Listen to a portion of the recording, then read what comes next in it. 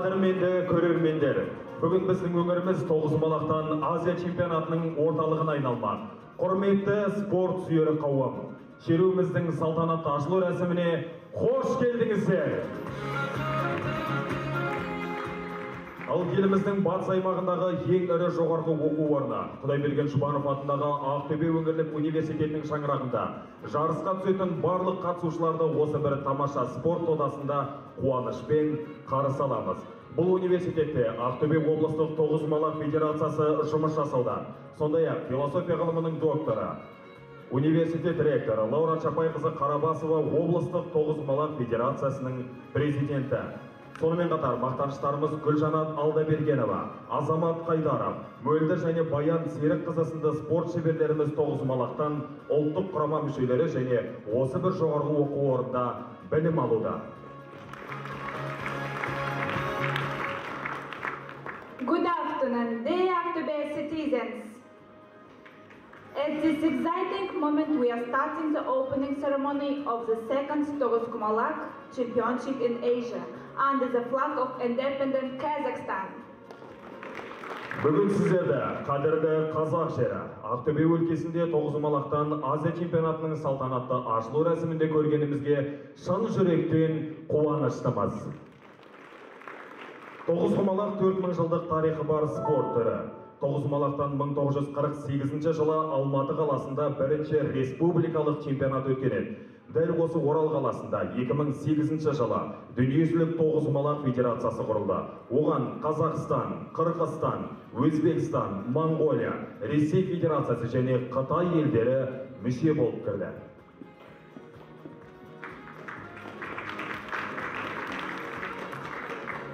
The history of Toғызқұмалақ began more than 4,000 years ago.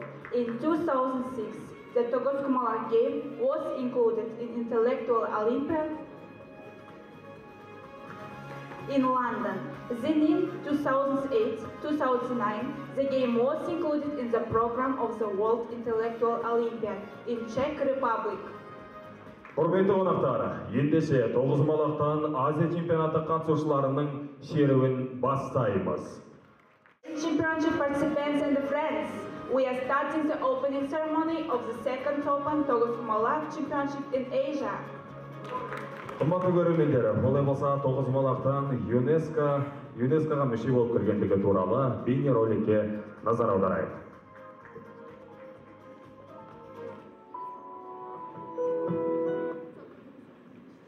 Toғызқұмалақ is one of the traditional games of Kazakh people. The game develops logic and mental abilities and has more than 4,000 years of history. In past centuries, Toғызқұмалақ was perhaps the most traditional games in Kazakhstan and Central Asia. That is why it was called nomadic algebra. This game was popular among people with high intelligence who had computational abilities as well as among common shepherds. To play the game, they made wooden and stone boards and used bone balls or simply dug holes on the ground, and instead of the balls used ship droppings, kumalaks. The game, which has been very popular over the centuries among the Turkic-speaking people, has been revived with the independence. The Federation of Toғызқұмалақ was established, clubs were opened all over the country, and republican and international competitions are held on a regular basis. Thus, the intellectual game has become increasingly popular among young people. In general, it can be noted that today, the intellectual heritage of our people is actively promoted in many countries all over the world. Toғызқұмалақ develops mental abilities of a teenager, teaches him to solve complex problems, promotes the development of human creativity. Outstanding sons of the steppes play this game because of such unique qualities. The famous enlighteners of the Kazakh people like Shokan Walikhanov and Ibrahim Alnsari especially appreciated this game. And such giants of thought as Abay Kunanbayev, Shakarin Kudayberdioglu, Mukhtar Awesov, Kalabek Kuanchbayev were known as skilled players. In the Toğızқұмалақ game, there are mathematical techniques for calculating the number of moves. The basics were formed in the Book of Alphabet of Toğızқұмалақ by Serikbay Teobayev. The current rules of the game were introduced in 1949. Abilda Akshorayev has made a great contribution to the development of Toğızқұмалақ in the regions of the country. He regulated the theory and the basis of the national game. The Toğızқұмалақ game is played on special board for 2 persons. The game board consists of 2 kazans, 18 holes, which contain 162 kumalaks. At the beginning of the game, each player has one kazan and 9 holes, with 9 kumalaks in each hole, in total 81 kumalaks. To master the game, it is enough to learn 4 basic rules. Rule of making the turn, rule of kumalaks winning, rule of tuzduk taking, and atsarao rule. The first championship of the Republic of Kazakhstan on Togus Kumalak was held in 1948 in Almaty. Shorman Otegenov, the representative of the Jambul region, was recognized as the winner. Rakhimbai Karimbayev was a great contributor to the history of Togus Kumalak in the 70s and 80s. By his initiative in 1974, the Togus Kumalak Federation of the Kazakh SSR was established. Rakhimbai Karimbayev influenced the decision to open Togus Kumalak clubs in 1982 at the children's sports schools in all regions of the Republic. The first Open Asian Togus Kumalak Championship was held in 2009 in Shymkent City. The annual national championships and tournaments popularized study of Kazakh history and traditions among youth and adults. Further popularization of the game helps to bring Turkic people together. Шеруін бастаймыз. Ең алғашқы спорттық додаға қатысушы командаларды таныстырып өтейік. Ауғанстан құрама командасын қошеметпен қарсы алыңыздар. The team of Afghanistan.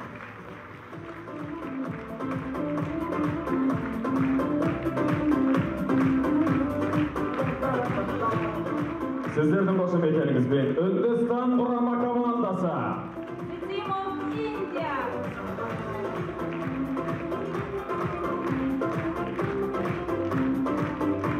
Қытай құрама командасын қарсы алыңыздар. The team of China.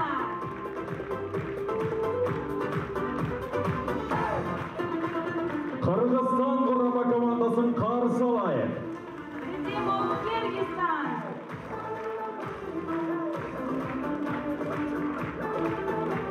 Моңғол құрама командасы. The team of Mongolia. Ресей құрама командасын қарсы алыңыздар. The team of Russian Federation.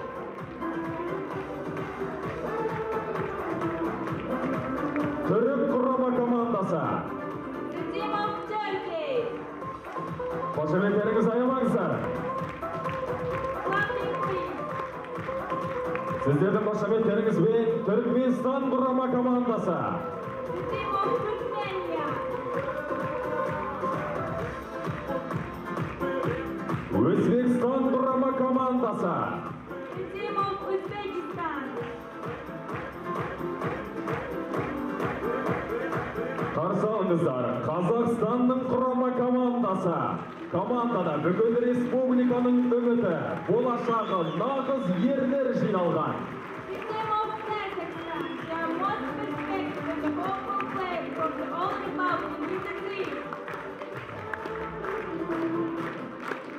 Қымбатты қонақтар, қадірменді отандастар, естеріңізге сала кетеміз. Бұл Тоғызқұмалақтан спорт додасына тағы да 2 команда сайысқа түсетін болады. Олар Пакистан және Бангладеш құрама командалары онлайн режимде сайысқа түсетін болады. Құрметті көрермендер, Тоғызқұмалақ бойынша Азия чемпионатына қатысушылық командаларда қайтадан қошемет білдіріп қойыңыздар. Сөз үшін сахна төріне Ақтөбе облысы әкімінің орынбасары Бұлбұл Ораққызы Елеусінова шақырылады.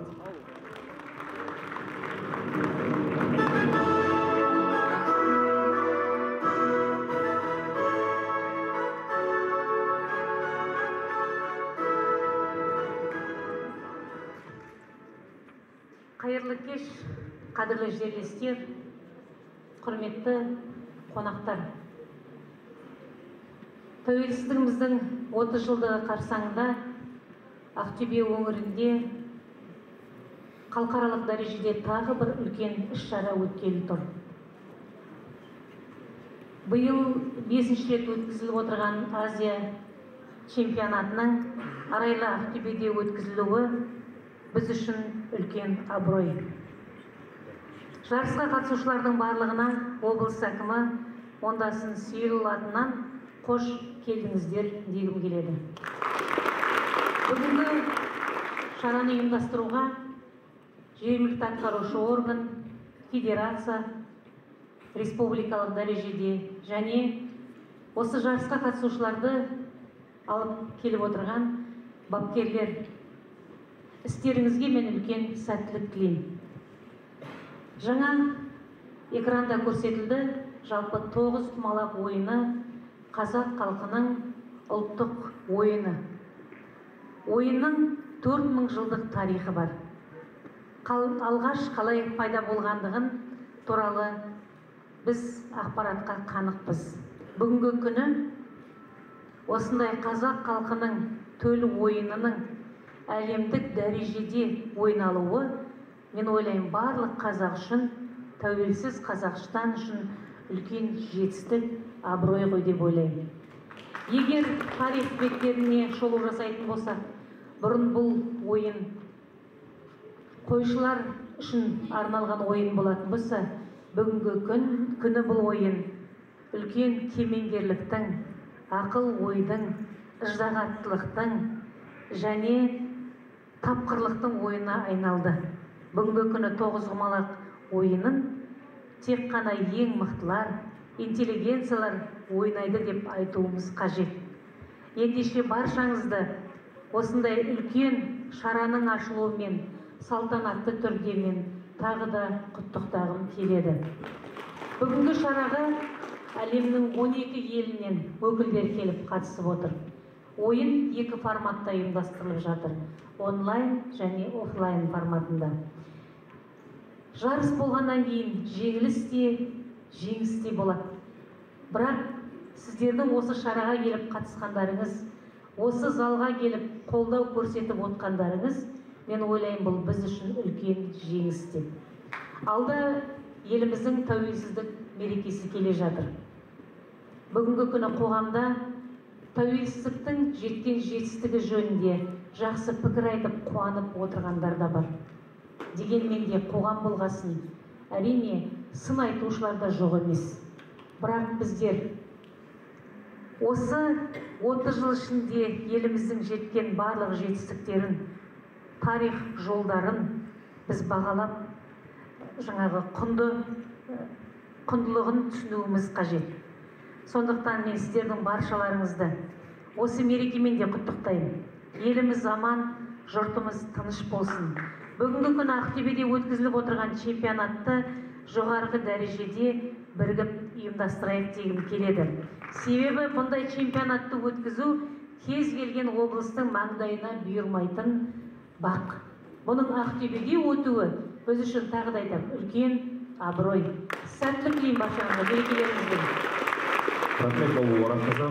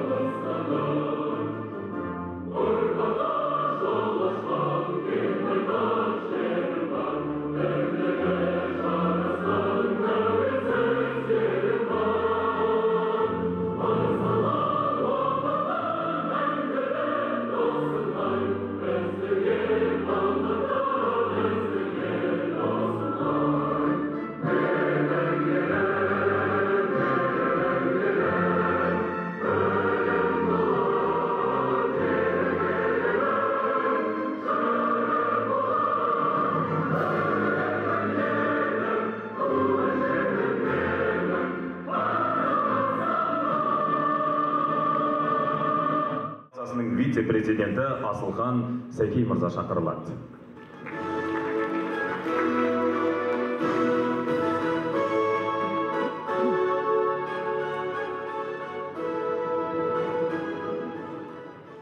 Ассалаумағалейкум. Осында жиналған барлық ағайындар, осы жарысқа қатысушы барлық елдердің делегациясы, спортшылары, ақтөбелік ағайындар, сіздерге бүгінгі күннің жалынды сәлемін жолдай келе, Дүниежүзілік тоғызқұмалақ федерациясының атынан 5-ші ретте әлем чемпионатының ашылу салтанатымен құттықтап, бастарыңызға амандық, зор денсаулық, қолай табыс тілеймін.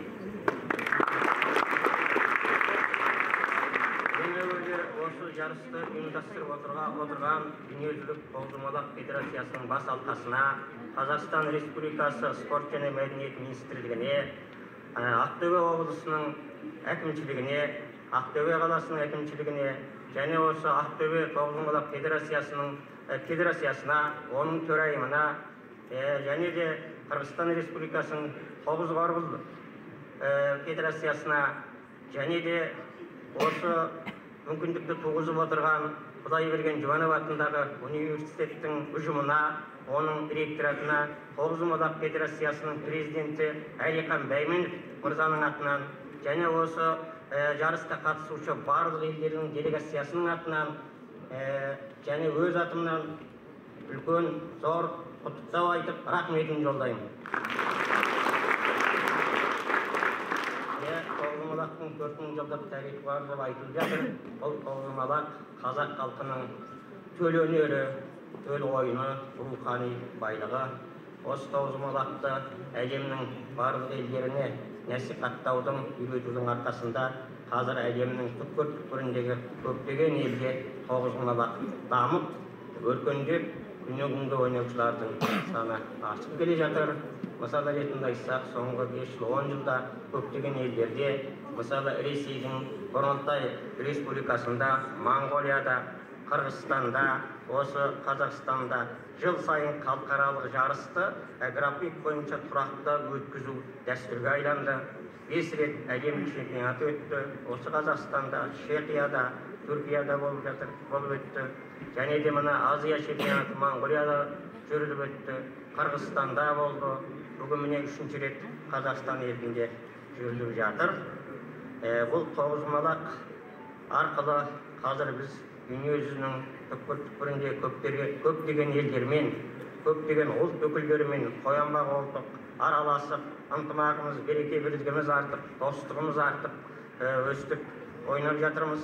Бұл тоғызқұмалақ қазақ халқының салт-дәстүрін, рухани байлығын дүниежүзіне дәріптеуге өз ықпалын тигізді, және қазақ елін, Қазақстан Республикасын дүниежүзіне танытуға, оны насихаттауға үлкен үлесін қосты, бір қырынан таныды деп ойлауымызға болады. Бүгін біз дүниежүзінің түкпір-түкпірінде көп ұлттар бір-бірімізбен ынтымақ бірлікте болдық. Әуелі бір-бірімізді іздейтін болдық, сағынатын болдық, интернет арқылы ойнайтын болдық, бір-бірімізге үйрететін болдық. Бір мемлекеттің, бір отбасының, бір мемлекеттің азаматындай, бір семьяның баласындай болып өстіп келе жатырмыз. Бұл әрине тоғызқұмалақтың бүгін дүние жүзінде ұлттар аралық қатынасының, береке бірлігінің, достықтың символына айланды деуге болады. Бұл әрине біздің тоғызқұмалаққа өркендеуіне өз үлесін қосқан ардагерлеріміздің, атсалысқан азаматтарымыздың, осы барлық тоғызқұмалақ спортшыларымыздың ерен еңбегінің нәтижесі деп білемін. Сондықтан тағы да сіздерді құттықтап, көп-көп рахметімді айтқым келеді. Жарысқа қатысушы барлық елдің спортшыларына табыс тілеймін, жетістік тілеймін, жеңіс тілеймін. Осы 5-ші ретте Азия чемпионаты табысты өтсін, сәтті өтсін, бір-бірімізге деген ыстық ықыласымызбенен, жоғарғы көңіл күймен, қуанышпен өтсін. Осы бір Ақтөбеде өткен өзінің бір ерекшелігімен тоғызқұмалақтың тарихында қалатын үлкен жетістікпен өтсін деп тілеймін. Рахмет Асылхан Сәкен мырза, құрмет.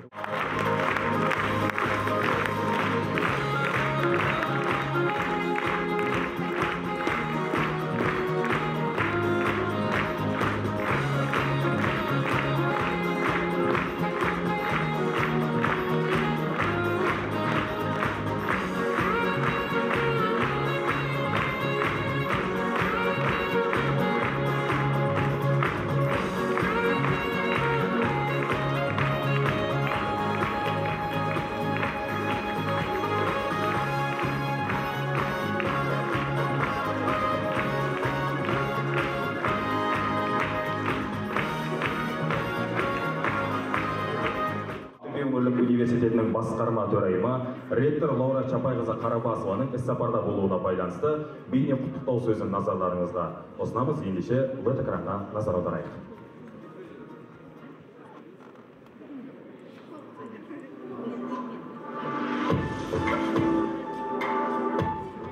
Құрметті Азия чемпионатына қатысушылар, құрметті қонақтар, баршаңызды өзімнің және Ақтөбе облыстық тоғызқұмалақ федерациясы атынан осындай деңгейі биік спорттық доданың басталуымен құттықтаймын.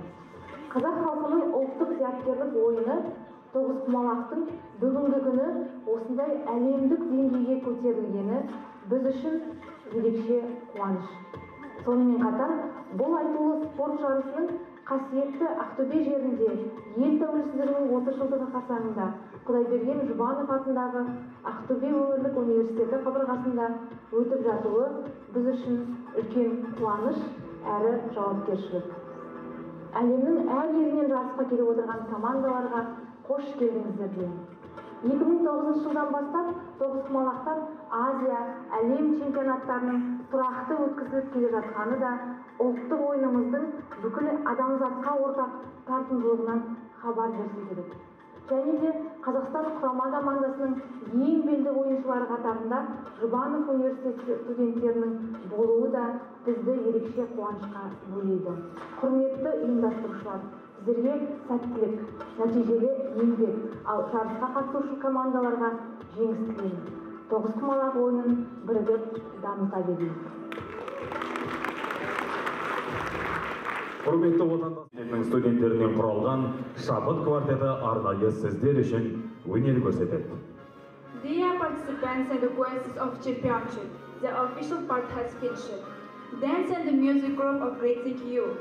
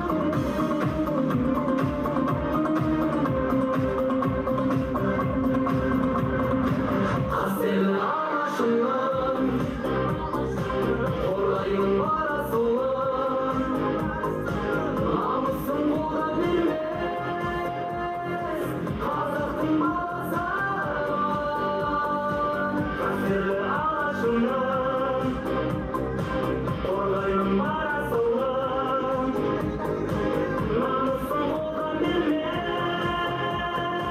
қазақтың баласы.